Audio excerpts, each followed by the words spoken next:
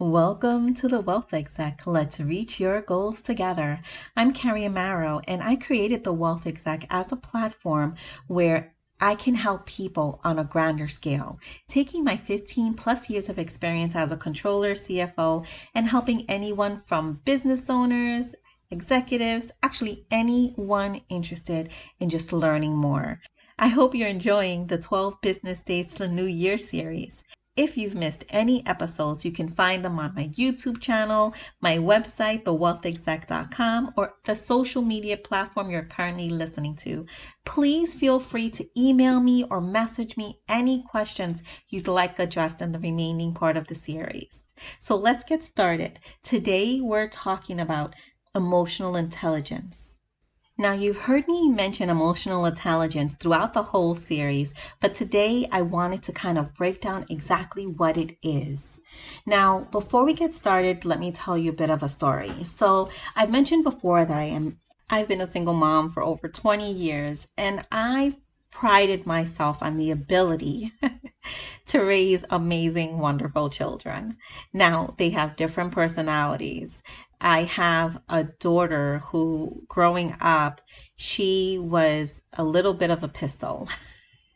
She's my daughter, so the apple does not fall far from the tree. She was probably around 1.5 or so.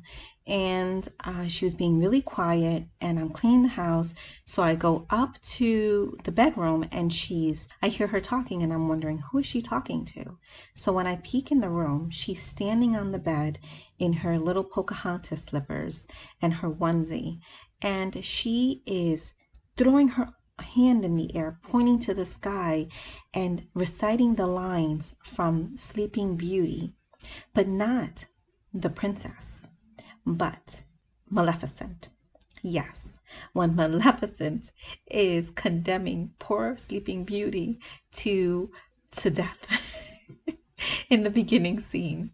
I said, oh my goodness, why is it that I have a daughter who would prefer to be Maleficent than be Sleeping Beauty? So I gave it a hug, and I realized then, actually before then, that I really had to explain to her the why to things, that she wasn't just going to be okay with me saying, oh, do this or do that.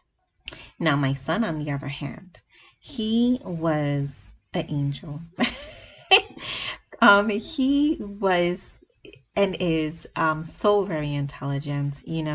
He used to see, my daughter getting in trouble, and he used to quietly sit back and reflect on what not to do and the fact that what she's doing is crazy. He also had this sort of like, I don't know if it's called an honor code or just this way that he was. He would put his mind to something, or he would join a team, and he never complained.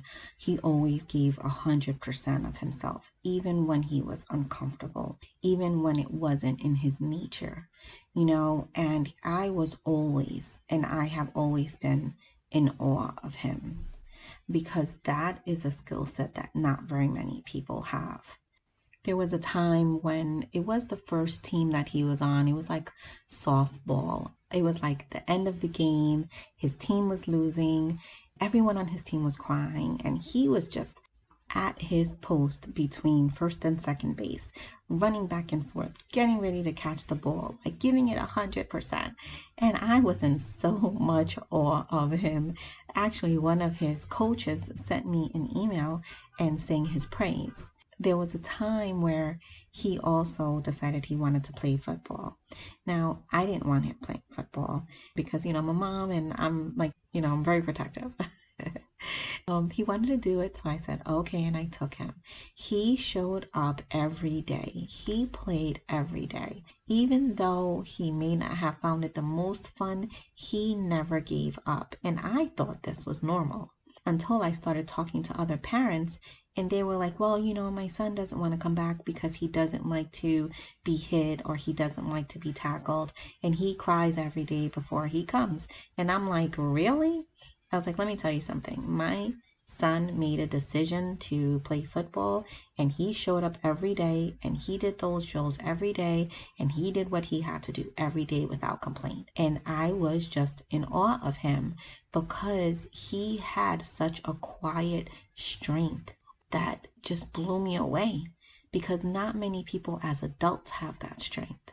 Now, having to manage these two personalities and bring them up as adults was a challenge, but I enjoyed it so much. And it allowed me, as a manager, as a leader, it allowed me to understand where people are coming from and the different personalities, because my kids couldn't have been more different. And I also went through things as a single mom, where I could understand where people were coming from. So that gave me a really big advantage when entering the management space in any organization. This allowed me the ability to deal with different personalities regarding executives, owners of companies, board of directors, fellow employees. It gave me the ability to understand how to deal with them and keep my emotions in perspective. But recently I started losing this, and I'm not sure if it just had to do with just being tired or what, but I started becoming unhappy in my workplace and resentful and maybe a little bit belligerent. And I remember where emotionally I told myself, okay, you're getting burnt out. And I remember communicating, to the leaders of the company, okay, I'm getting burnt out. Or because I was burnt out, I didn't take action. I tried to take action, but it wasn't enough. And leaders at that time weren't looking to hear that. They just were dealing with their own issues. And this is where emotional intelligence comes in, because if I was a little bit more in tune with what I was feeling, what were my trigger points, what should my responses automatically be, what are my action steps, I could have dealt with that situation differently. So let's break down what emotional intelligence is. It's the ability to engage with others, understanding their feelings, managing your own, and being able to express and choose actions to influence the outcome of a situation. This is not a cognitive skill like IQ. Emotional intelligence reflects on relational skill sets. Your ability to feel feelings, nurture relationships, and demonstrate strong character. This, I believe, opens doors in life and in business to so much success. Why? Because relationships, whether it's in business or in your personal life, the common denominator is your reaction and your ability to understand yourself and respect others that gets you far. Learning how to improve your emotional intelligence is, I believe, more important than intellectual intelligence, which is why I created the Wealth Exec. My goal is to provide resources to business owners, executives, anyone who is willing to pick up these skills and learn more. The workbook that's attached to this podcast will give you tools to start diving into emotional intelligence on a personal level, as well as give you tools on how to deal with people and take action steps. I know this podcast was a bit longer than usual. We got a bit personal, but I really hope you enjoyed it. I wish you guys a very Merry Christmas. Once again, if you've missed any of the prior episodes, please feel free to catch up and download the free materials. This is the Wealth Exec. Let's reach your goals together. Take care.